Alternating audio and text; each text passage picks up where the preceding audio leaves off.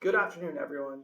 Today, I will be presenting an analysis of 7-Eleven Japan's supply chain strategy in the case study, focusing on how the company achieved strategic alignment through deliberate investment in 5 key supply chain drivers. We'll examine which of these drivers are most critical in supporting a responsive supply chain, compare their approach to other global companies, and conclude with recommendations on how 7-Eleven might replicate its success with the United States.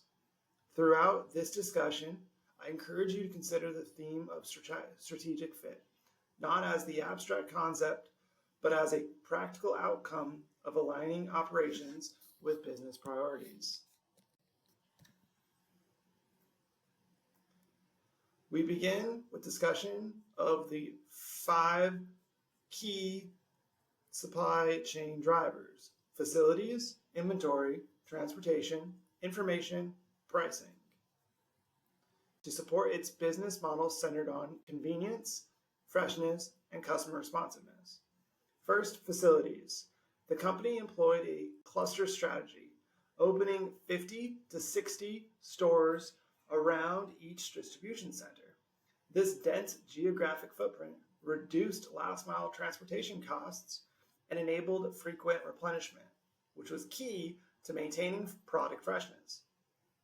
Second, their inventory. Individual stores carried limited stock, but relied on the frequent deliveries.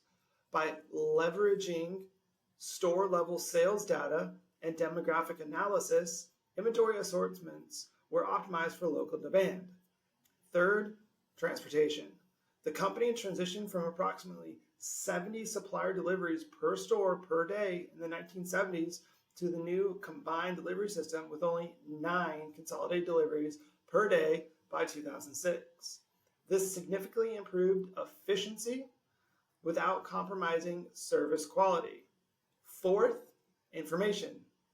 As early as 1979, 7-Eleven deployed a fully integrated information system connecting stores, headquarters, suppliers, and distribution centers. This infrastructure allowed for daily consumption tracking, supporting rapid product rotation and real-time responsiveness. Finally, pricing. Rather than competing solely on price, 7-Eleven emphasized value and reliability, enabled by its operational excellence.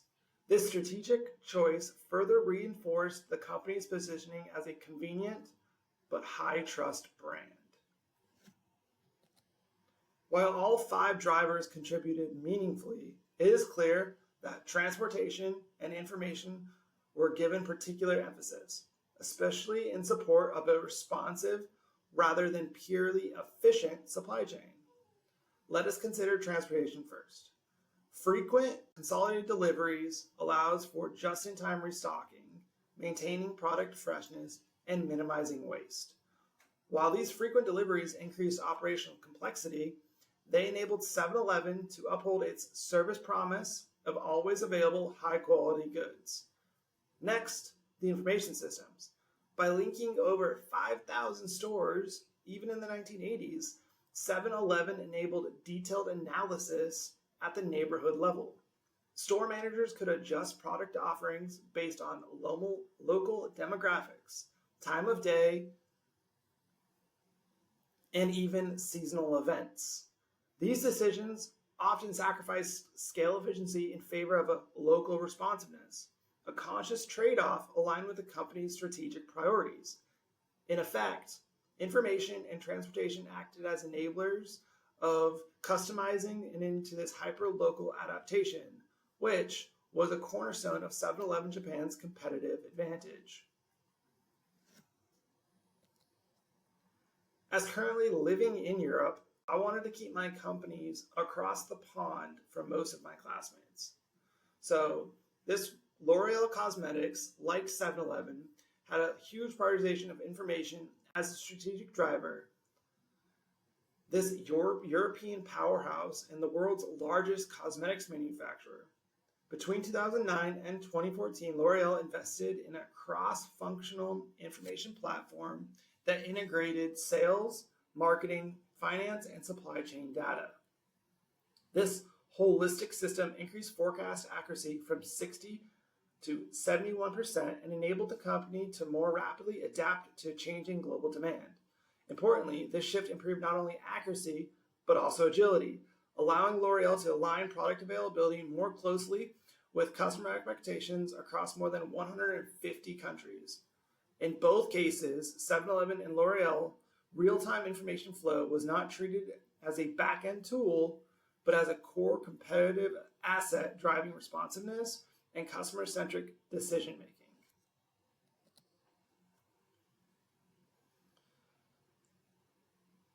And while being in the military, I wanted to keep this company a little closer to my actual job. So a second illustrative case comes from TAF Industries, a Ukrainian defense startup producing drones. Founded in 2022 under wartime conditions, TAF deliberately avoids centralized manufacturing in favor of a distributed facility network across 6 or more cities. Up to 20 micro production sites were active simultaneously, many using decentralized 3D printing hubs. This structure defies conventional efficiency norms, but it was designed for resilience and operational continuity in one of the world's most volatile environments.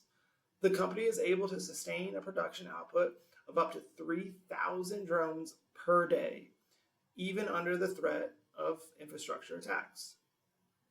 TAF's example illustrates how facility structure can be aligned with a firm's strategic context. In this case, resilience and adaptability during wartime.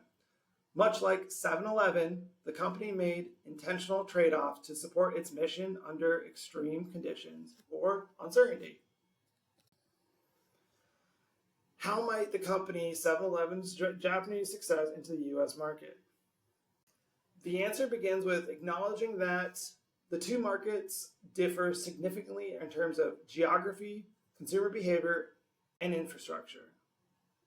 Granted, I grew up thinking 7-Eleven not as a cornerstone of my culture, but just as a place to get slushies. However, there are US urban markets such as New York City, Chicago, or LA where a modified cluster strategy could thrive. By opening dense store networks around key distribution centers, 7-Eleven could deliver on its promise of high availability and rapid replenishment. Moreover, by integrating neighborhood-level analytics, the company could tailor its offerings to reflect local preferences, just as it does in Japan. These urban stores could also benefit from digital enhancements like mobile ordering, delivery integration, and loyalty programs, which align with the post-pandemic shift in consumer expectations. Success in these environments would depend not on duplicating Japan's model exactly, but on adapting its core principles to the American urban lifestyle. So then the other side would be suburban and rural markets.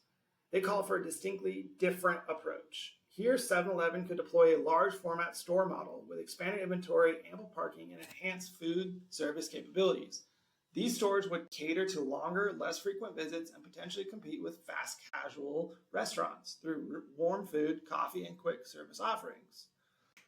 By combining scale with customization, 7-Eleven could meet the divergent needs of suburban customers while maintaining the operational agility that has long been its hallmark. In closing, 7-Eleven's success is a result of more than just operational excellence. It is a product of clear strategic alignment.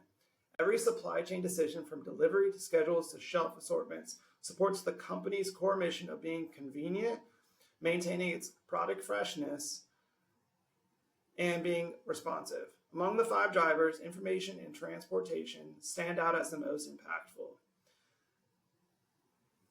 If 7-Eleven seeks to replicate its success in the United States, it must move beyond replication and toward local adaptation, tailoring its strategies to meet the diverse realities of American markets.